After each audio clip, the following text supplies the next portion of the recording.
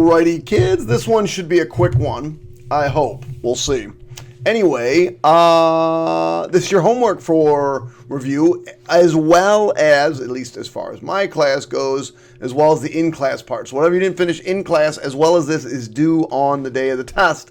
And here are the solutions. If you have not worked out the solutions yet, please do so before you come here. Otherwise, on the day of the test, you'll be like, don't know what I'm talking about. Anyway, for the next few minutes, I will be your Mr. Answer Key. Alrighty, so here's how it works. Which of the following does not represent a function? So remember, for this, you're looking for the one that fails. All it has to do is fail at once, the vertical line test. So you go through and you say, oh, the vertical line, nope, hits it once, hits it once, hits it once, hits it once, hits it once. And actually, this one doesn't hit it at all. Hits it once, hits it once, hits it once, hits it once. Pass. Hits it once, hits it once, hits it once, pass. Hits it once, hits it once, hits it once, hits it once, hits it once, pass. Oops, fail. There's the answer. Done. In the accompanying diagram, which is the inverse, just remember the inverse is a reflection over the line y equals x. So we're looking for the one that looks like or something like that.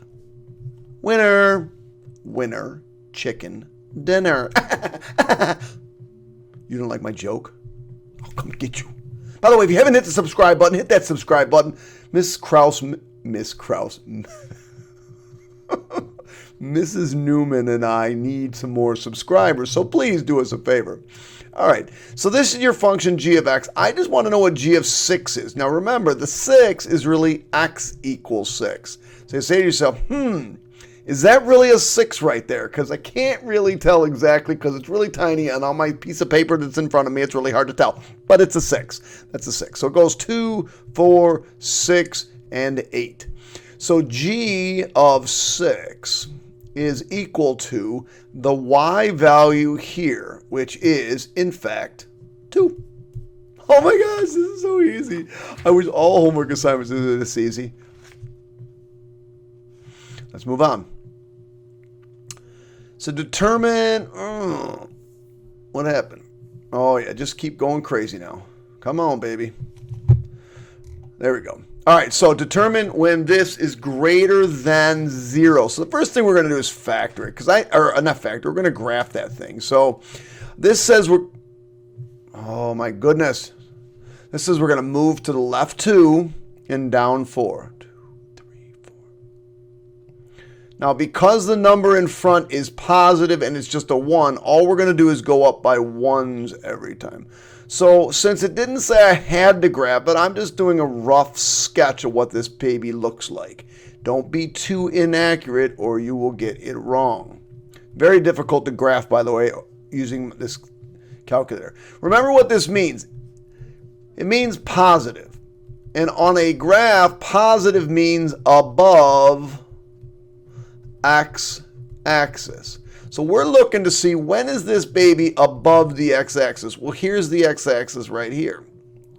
So I'm looking for when it is above the x-axis. It's above the x-axis starting here and going in that direction, and above the x-axis starting here and going in that direction. Well, the cutoff points are when it hits the axis.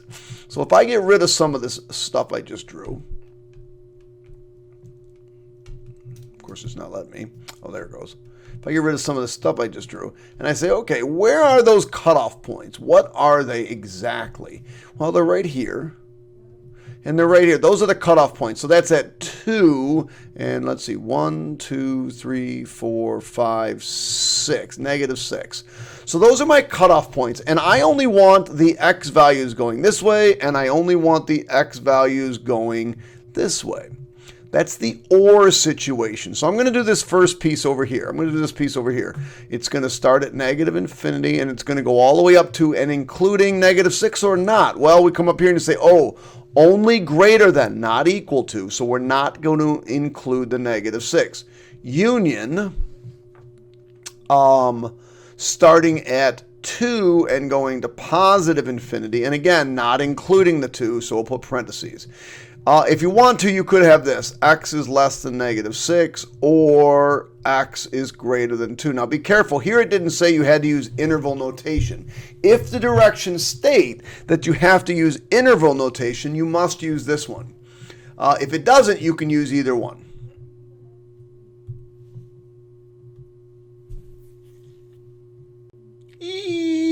You're welcome. Why? Oh, because I'm a nice guy.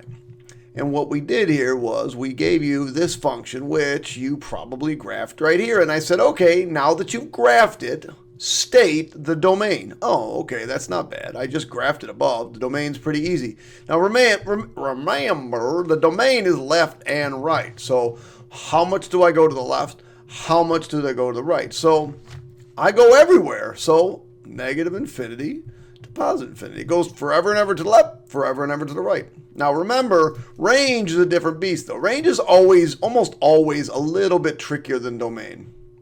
So range is the y values. What is the lowest y value? Well, that's right here at -4. And it goes forever and ever up. So my range is a little bit more difficult, but not much.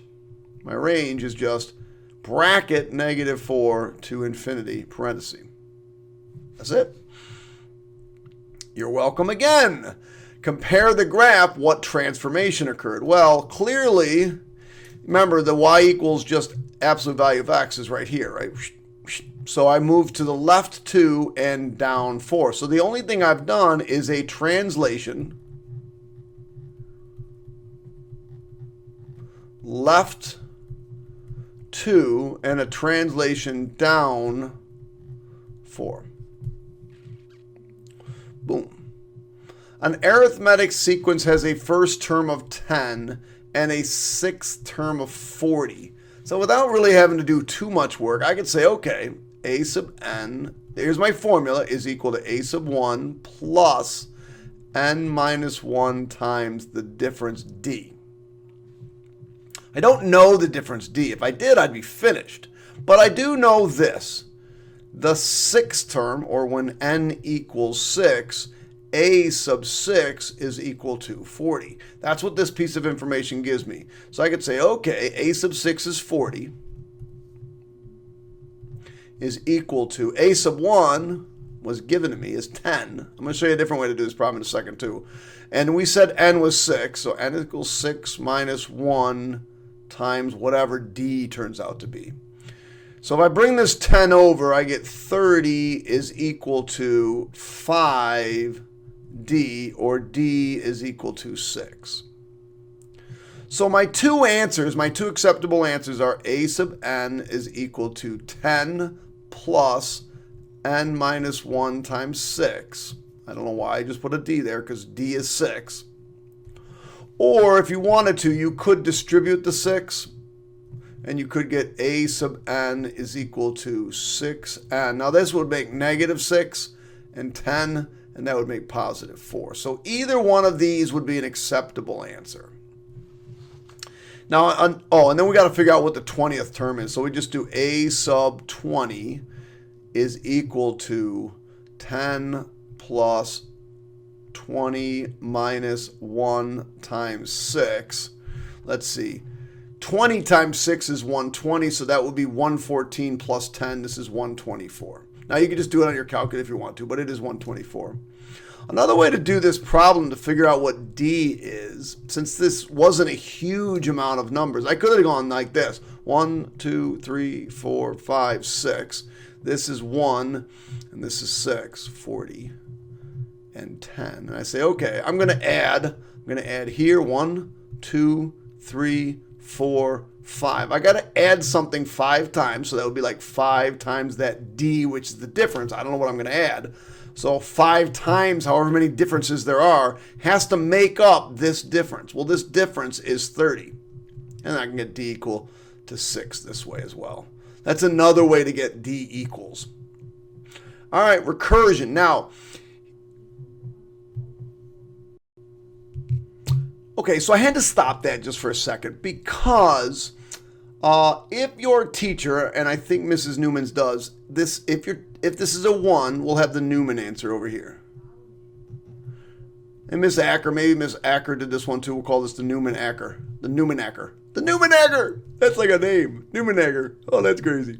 So if you did it that way and a sub 1 was 1, you're going to just do recursion like we've done before. A sub 1 is equal to 1. And remember, the recursive sequence just uses the 1 previous to it. So a sub 2 is equal to 3 times a sub 1 minus 2. Or in other words, 3 times 1 minus 2, which is just 1.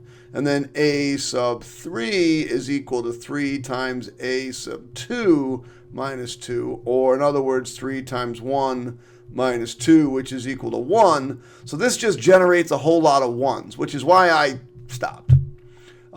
There's the answer. The third term is this one. It's just kind of weird. So I changed the problem. Hopefully I'm going to change the problem. If I forget to change the problem, then change the problem now. The problem should be 3. And if you have me and you didn't change that problem, change it now to a 3, and then do the problem and then come back. It's just as easy. Thanks for coming back. So a sub 1 is equal to 3. A sub 2 is equal to 3 times a sub 1 minus 2. Oops. What just happened? Or in other words, 3 times 3 minus 2, which is 7. Now, a sub 3 is equal to 3 times 7 minus 2. We're just plugging the number for it, and you get 21 minus 2, which is 19. And then that would be your answer for that question. All right, we're almost done. Infinity Mobile charges customers for each phone call they make. It's just $1 for the first 5 minutes and then 50 cents per minute afterwards. Graph the function represents the cost for Colin to call Lauren for 8 minutes. All right, let's see what it's going to cost Colin to call Lauren for 8 minutes. Well, if I don't use it, or if I just have 0 minutes, it's not going to cost me anything. So 0 minutes, but as soon as I even start to make a phone call, and even nothing, it's going to cost me $1. So I'm going to put an open circle here, because if I don't use the phone, it's just going to cost me $1, and it's going to cost me $1 for the first 5 minutes. Well, here's 5 minutes up here. So for the first 5 minutes, it's only going to cost me $1. By the way, if you talk more than 5 minutes, you got a problem. Just kidding. It's love. Whoever Colin and Lauren are. So now for every additional minute, it's 50 more cents. So for the next minute, it's going to be an extra 50 cents. So I'm going to go up by 50 cents for 1 minute.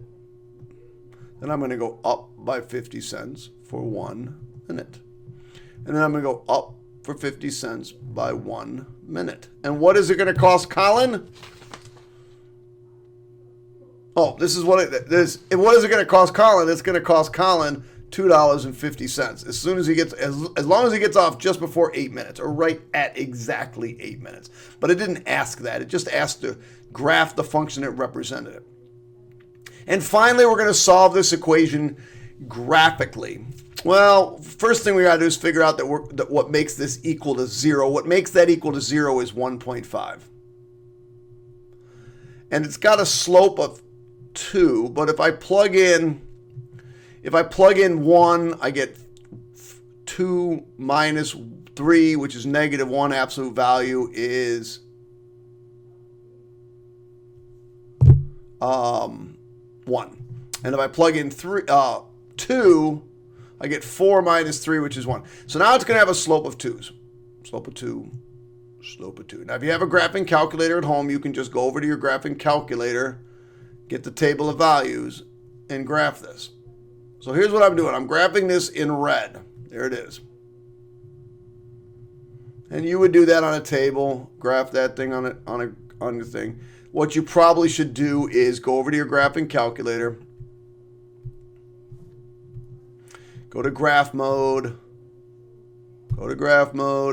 Oops, I got an extra one, so get out of that. Go to graph mode, and you're going to type in absolute value, and just to make sure, 2x minus 3. enter. Boom, there it is.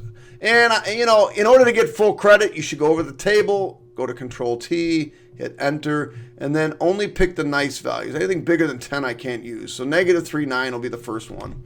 So come over here, show your grader that you did some things. -3.9, -2.7, -1.5, 0.3, 1, I assume. And then the other one I just don't know, and I'm going to figure that one out in a second.